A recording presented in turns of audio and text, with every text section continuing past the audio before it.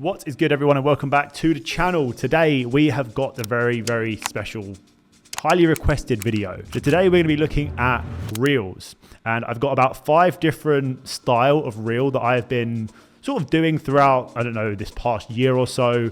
I've been experimenting with just like a load of different things within reels, like creative things, which I'm going to share with you guys in today's video. In no particular order, the first reel we are going to be looking at is called the hook. This is a really great way of captivating the audience's attention for like that first split 1 or 2 seconds before the reel actually starts. It's a really great technique that I've been using. I've seen quite good results from.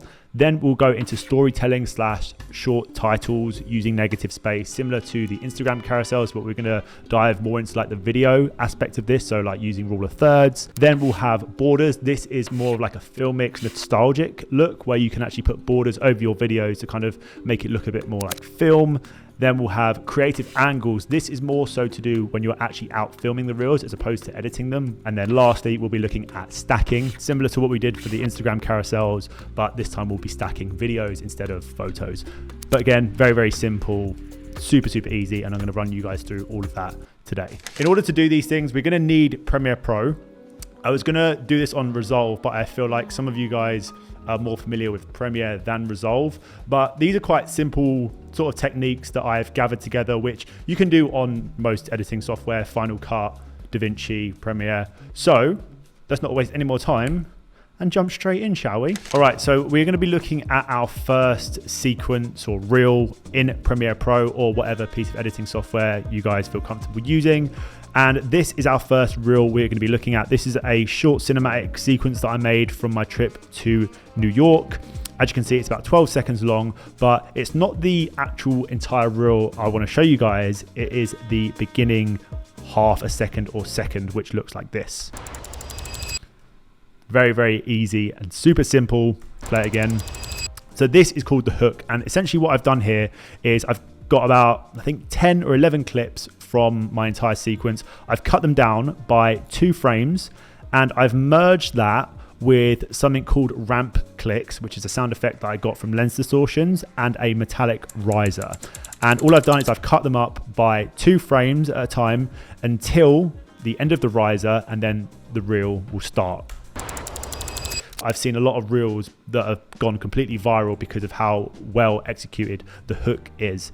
And it's really simple. It's just like 11 or 12 clips, however many clips you want, within that like half a second time frame, just merged with some ramp clicks and a riser. In terms of sound effects, and I get asked this question a lot, lens distortions is my go-to. By the way, I just love their library of sound effects. I think they've got such an amazing variety. Everything sounds so good as well. It's an amazing and such a clean website. Like, big up lens distortions because you lot have been killing it. The next reel we will be looking at is how we can use storytelling, how we can use titles and negative space within our reels to create more of like a slower paced and more thought about video, because I've been doing this technique the most throughout my Instagram.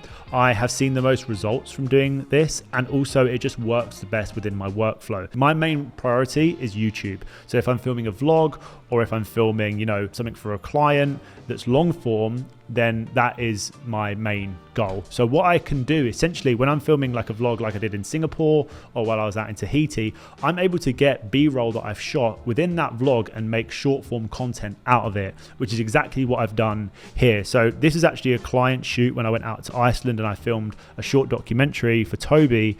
I went back into that folder and I created a reel from about 8 or 9 clips from that specific project, and I can just make a reel out of it. So I'm going to kind of run you guys through what I've done here, and I'm going to let you watch it first, and then I'm going to run you through how I've essentially made this video.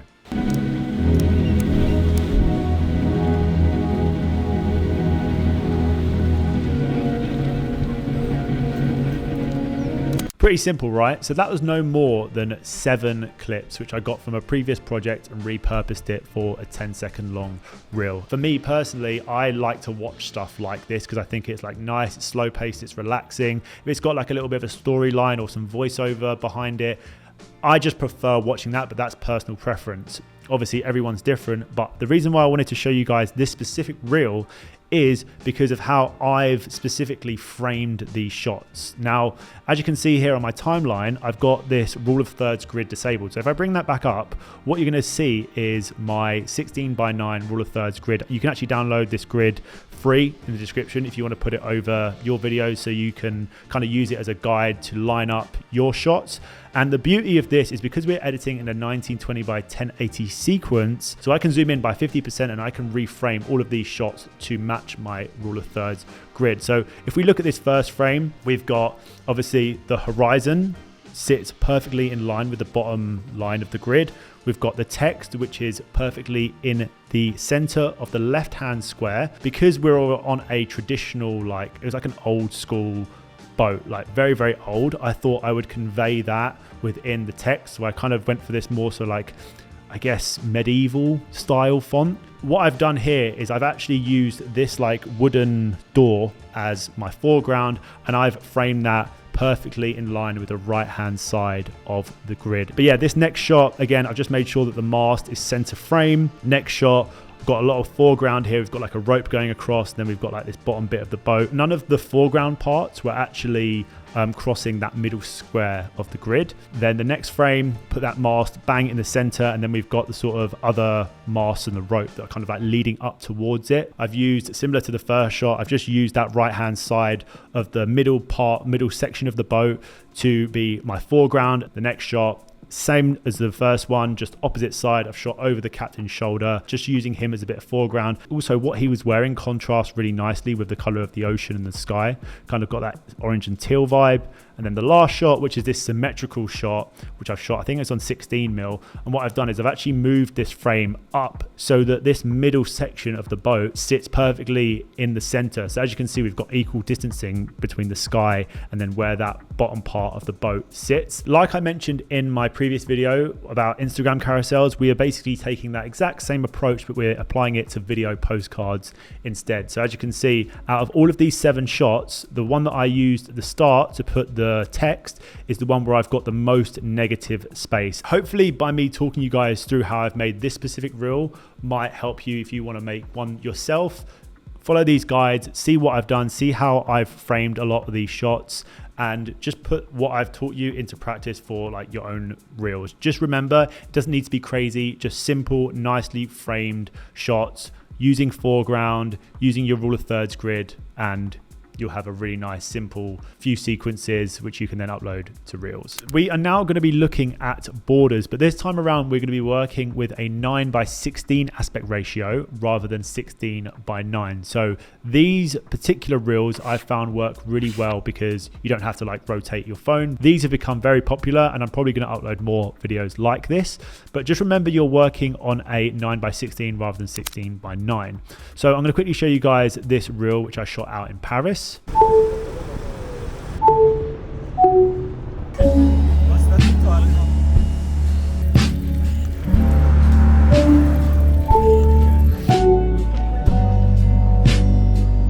Now, similar to the last video, we've stuck to video postcards essentially, but we've actually got it in this border. So we've taken that last style where we've got still frames into a sequence, but we've actually used this rounded border. So we've created like almost like an emulated film look. As soon as you apply this and a little bit of grain, you can really give off that like nostalgic film look within your reels.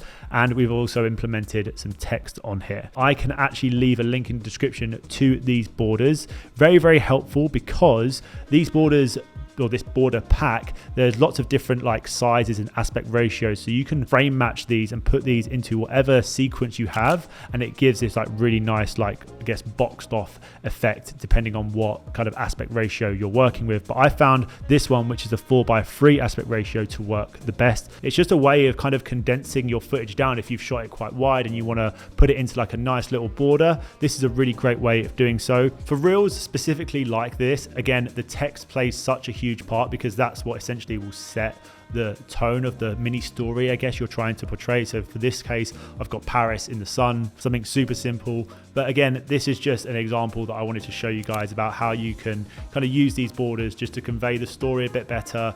You can give it more of like a nostalgic feel to the audience. And yeah, this is really popular on TikTok as well. So we're now going to be looking at creative angles. So stepping away from the computer and talking more about when you're actually filming and you're out shooting the content as opposed to editing it. This specific thing that I'm going to talk about can really elevate your videos. And for the price there is, and for the difference that it makes to your content, I think is just crazy. So why would you not buy one? And that is a magic arm, super clamp, or a car mount. Here is a video that I wanted to show you guys that I filmed for a client out in LA.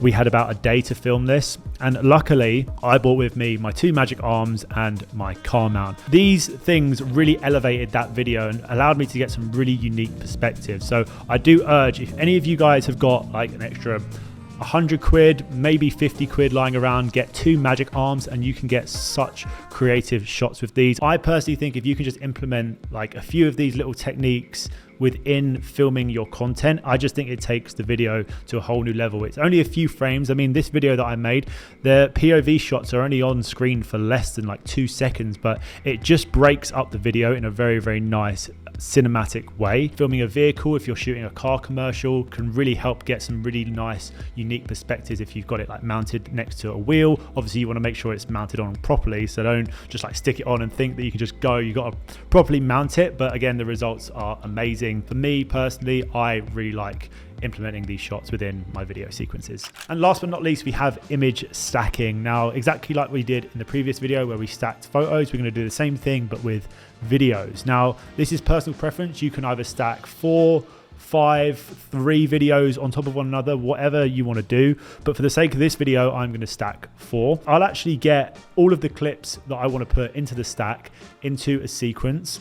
I'll color grade them all individually, and then I will export them all in 4K. So that's stage 1. Then what I do is I will import all of my clips. So for this case, I'll import all 4 of my video clips and I'll just scale them down so that they fit the frame size. And then it's all about just rescaling and repositioning your clips in the order you want them to be in. Then once I've actually done that, I'll then go over to the effects tab and hit cropped, drag and drop that onto my clip, and then I'll just get rid of any of the access video which I don't really need, or to be honest, even the top and bottom ones, you don't even need to do that. You just need to do it to either the top or the bottom of the clip. And then you can really, really get accurate with these guides, because that's the whole reason why I created the guides for you lot. So you can just basically see where your frame will be and then just trim off any of the extra video that you don't want with the crop tool. Make sure that obviously the videos are equally spaced out. So if you just get it to just in the middle of the guide, you should be fine. But again, once you get rid of the guide and you like delete it and you export the video, you'll be able to see perfectly.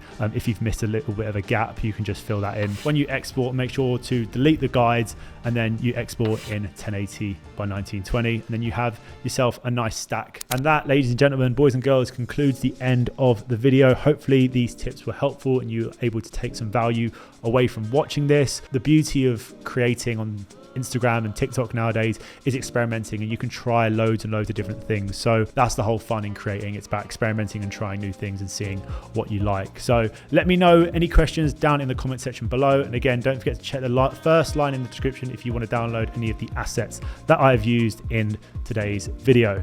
So without further ado, thank you guys so much for watching. Thank you for sticking around, and I will see you very, very soon in the next vlog. Peace.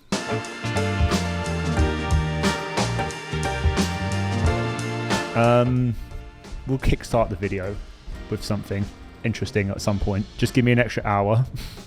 Gone fingers this time. Oh, that's where this went. I've been sitting here for like 30 minutes just on complete brain rot. I'm gonna check out the specs, the blue light specs. Oosh. Now that is a look. What am I saying?